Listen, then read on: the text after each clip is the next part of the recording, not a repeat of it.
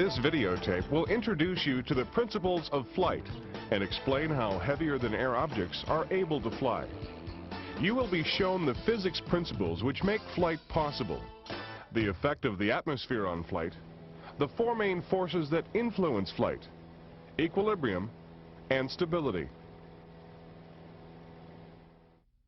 Much of what we deal with in this program is based on Newton's third law of motion. Simply put, it states that for every action, there is an equal and opposite reaction. How does this apply to an airplane? As a propeller moves a mass of air backwards, there is an equal force that moves the plane forward. This is called thrust. More about that when the four forces of flight are discussed. First, we will consider the atmosphere and changes in its properties that affect flight. Two properties we concern ourselves with are density and pressure. Density refers to the mass or weight of the air in a given volume. Changes in that density are measured as air pressure. At sea level, air pressure averages about 14.7 pounds per square inch. Barometric pressure may also be measured in inches of mercury. The pressure at sea level is the pressure required to raise mercury in a barometer to a height of 29.92 inches. As altitude increases, air pressure decreases. Looking at the two columns of air, one at sea level and the other at 10,000 feet, notice the column at 10,000 feet has less air in it, therefore less density and a lower air pressure. As a matter of fact, the air pressure at 10,000 feet is 10.2 pounds or a drop of 4.5 pounds. Before we leave the subject of the atmosphere, we'll consider one other factor, temperature. As altitude increases, temperature drops. The reason for this is that the sun's heat has little effect on air. Most of its energy is absorbed by the Earth, making the Earth the nearest heat source to the air. Therefore, air closest to the Earth is warmer. Air higher up is cooler. We'll now consider the four main forces that influence flight. We've already mentioned thrust. The others include drag, weight, and lift. Note how Newton's third law comes into play. Thrust and drag are opposite forces, as are lift and weight. First, we'll discuss lift and weight, the two vertical forces that act on a plane. Weight, the downward force, is the total weight of the plane and its contents. For the purposes of this discussion, it is calculated through a single point known as the center of gravity. Lift, the upward force, is generated as the aircraft is thrust through the air. As the wing of the plane travels through the atmosphere, the air above the wing is traveling faster than the air below it. The principle at work here is Bernoulli's theorem. It states that as the velocity of air increases, its pressure decreases. Since the air above the wing is moving faster, the pressure above the wing is lower. The effect of the decreased pressure above the wing is obvious. And when the lift force becomes greater than the plane's weight, flight is the result. Like weight, lift is calculated through a single point. It is located on the wing and is called the center of pressure. There are several observations we can make about lift, but first some definitions. Relative airflow is always parallel to and opposite the flight path of the aircraft. The angle of incidence is measured between the plane of the wing chord and the longitudinal axis of the aircraft. The angle of attack is the angle between the wing chord and the relative airflow. Let's go back to Bernoulli's theorem for a moment. Remembering the pressure on the top surface of the wing is less than that underneath. Detailed tests have also revealed the pressures are not evenly distributed. The lower pressure on the top surface and the higher pressure underneath are greatest over the front of the wing. The center of pressure is calculated by deriving a single resultant force. The center of pressure moves forward as the angle of attack increases. This will continue until it reaches an acute angle, well beyond ordinary flight angles, when it will move back again. If the center of pressure moves far enough back, the nose of the aircraft will suddenly pitch downwards as the wing enters a stalled condition. The thin layer of air that flows over the wing is called the boundary layer. This has two parts, the laminar layer and the undesirable turbulent layer. As air flows over the wing, it conforms to its shape. This is the very thin laminar layer. Between the leading and trailing edges of the wing, there is a point of transition where the boundary layer starts to become thick and increasingly turbulent. This is the turbulent layer. Wings have been designed to maintain a laminar flow over as much of the wing surface as possible. The laminar flow type wing is generally thinner than conventional wings and the leading edge more pointed. The section is nearly symmetrical and the point of maximum camber or greatest convexity is further back than on conventional wings. This design results in more even pressure distribution since the airflow is speeded up gradually from the leading edge to the point of maximum camber. Note, as the laminar wing approaches stalling speed, the transition point moves forward more rapidly than on a conventional wing. We'll now deal with the other two main forces affecting flight, thrust and drag. In level flight, thrust and drag are the two horizontal forces acting on the aircraft. Thrust, the forward motion, is provided by the aircraft's propeller. Drag results from the resistance to the aircraft passing through the air. We'll consider four types of drag. The first, form drag, is caused by the shape of the aircraft. It can be reduced by a more streamlined design. Skin friction drag results from air resistance to the surface of the aircraft. Smooth, highly polished surfaces have less skin friction. Mud or ice on the aircraft surface increases skin friction drag. Induced drag is a result of lift. High-pressure air from under the wing flows to the lower pressure area above the wing, creating a rotary motion at the wingtips. This airflow is known as wingtip vortices. This disturbed air causes induced drag. Induced drag is also influenced by the aspect ratio. This is the ratio of the wingspan to the mean chord. The higher the aspect ratio, the lower the induced drag. Finally, the fourth type of drag is called parasitic drag.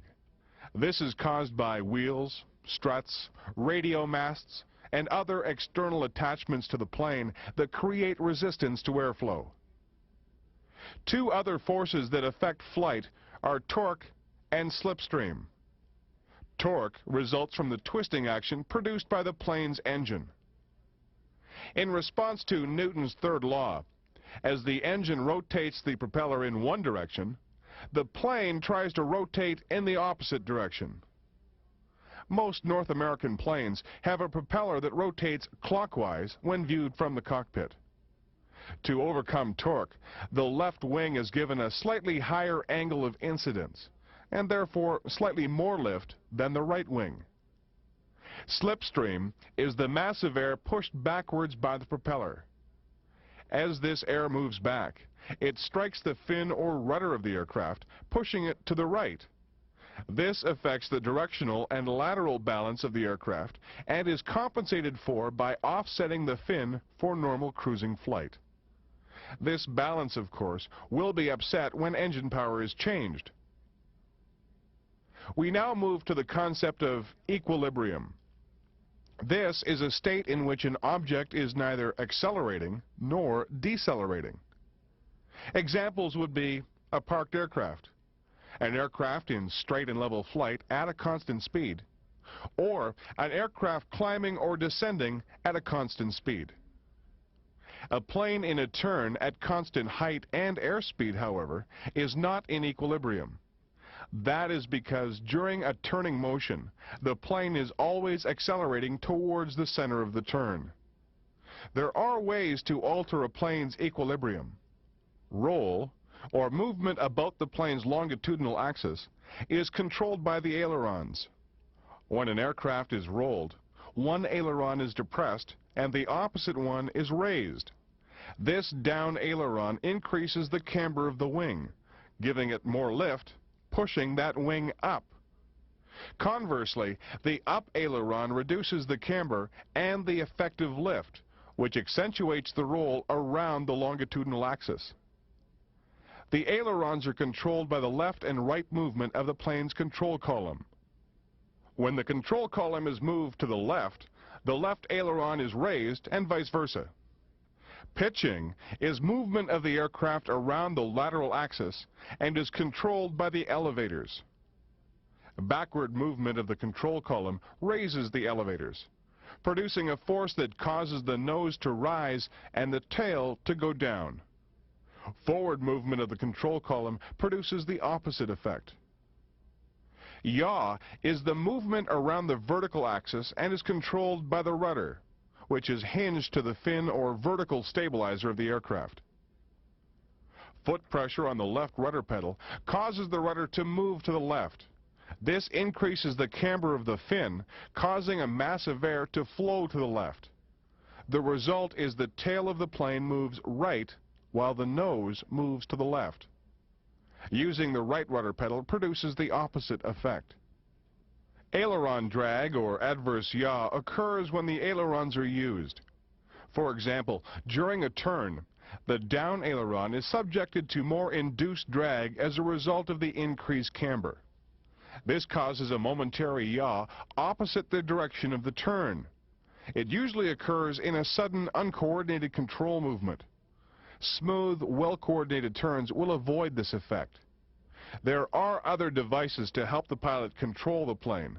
They include trim tab, flaps, and slots and slats. Trim tabs improve the control and balance of an aircraft and are small auxiliary control surfaces attached to the trailing edges of ailerons, elevators, and the rudder. They may be fixed or hinged. Fixed trim tabs are preset on the ground. Hinged tabs are controlled by the pilot. In larger aircraft, hinged tabs are fitted to all control surfaces to compensate for lateral shifts in loading. They also provide better rudder control in the event of engine failure in a multi-engine aircraft. Flaps are controlled by the pilot and improve lift by increasing the camber of a large portion of the wing. Flaps offer the pilot other advantages, such as a decreased stalling speed and a shorter takeoff run. They also allow a steeper approach to landing without an increase in airspeed. And forward visibility is improved on approach to landing due to the lower nose position. When the pilot sets a flap position, both flaps go up or down together. When fully retracted, flaps conform to the shape of the wing. Flaps must be used cautiously, especially when near the ground because of the sudden loss of lift and change in the plane's balance that can result.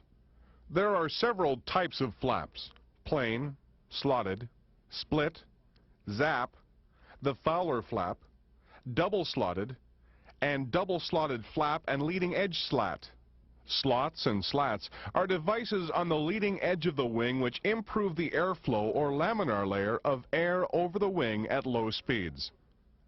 These may be fixed or controlled by the pilot and are generally found on airplanes with special performance requirements. On some aircraft, the tailplane can be varied in flight to trim the aircraft longitudinally. This is done with a horizontal stabilizer, and the effect is similar to trimming the elevators on an aircraft with a fixed tailplane. If the plane has differential brakes, that is an independent braking system for each main landing wheel, they may be used to shorten a landing roll or give directional control on the ground. Pressure applied to the left brake pedal slows the left wheel and turns the airplane to the left, and vice versa. To stop straight, equal pressure must be applied to both brake pedals. One last effect we'll discuss in this section is the gyroscopic effect. A spinning gyro will remain rigid in space, even though the platform it is pivoted on changes its attitude. This is the principle upon which the attitude indicator and heading indicator is based. But the gyroscopic effect also has an effect on an aircraft in flight. The spinning aircraft engine and propeller act as a gyro wheel and try to remain rigid in space. They are also susceptible to gyroscopic precession. This occurs when a force is applied to a spinning object. The object will react as though the force had been applied at a point 90 degrees from where it was actually applied. This effect can be quite noticeable on a tailwheel-equipped aircraft because when the tail raises, the propeller is pushed forward. And because of gyroscopic precession, the aircraft yaws to the left. The final section of this tape deals with stability. An aircraft is considered to be stable when it returns to its original position after being subjected to an air disturbance such as an updraft. You recall we showed the 3 planes of rotation of an aircraft: pitching or lateral movement, yawing or vertical movement, and rolling or longitudinal movement. Stability in an aircraft is achieved through its design. Lateral stability can be achieved by using a dihedral design. In this feature, the wingtips are higher than the center section of the wing. This causes turbulent air to move to the downwing, exposing it to more airflow than the upwing. Because the downwing also has a higher angle of attack, it produces more lift and the aircraft returns to a level state. Directional stability controls the yawing motion of the aircraft. The vertical stabilizer contributes to the directional stability of an airplane. Longitudinal stability is perhaps the most critical characteristic of an aircraft. It is affected by aerodynamic and physical factors, including human error. The greatest influence on longitudinal stability is the center of gravity. Other factors that influence it are changes of speed, power, and attitude. Turbulent air, operation of the flaps, and other controls can also affect longitudinal stability. This problem is primarily resolved by the horizontal stabilizer and aided by the vertical stabilizer. Because these stabilizers are a long way from the center of gravity of the aircraft, they have a great leverage. Even a small force on them produces a large correcting movement. The basic center of gravity of an aircraft is calculated for an empty plane. Obviously, the center of gravity will change according to how the plane is loaded. It is the responsibility of the pilot to make sure the center of gravity remains within the tolerances set out in the weight and balance report. You can seriously affect the controllability of a plane by improperly loading it. To simplify loading problems, most manufacturers of light aircraft provide pre-calculated graphs, charts, or loading examples. Careless aft loading can lead to serious balance and control problems, even if the maximum permissible weight is not exceeded. Factors you must consider when calculating the center of gravity include the weight of the fuel, pilot, passengers, baggage, and other payload.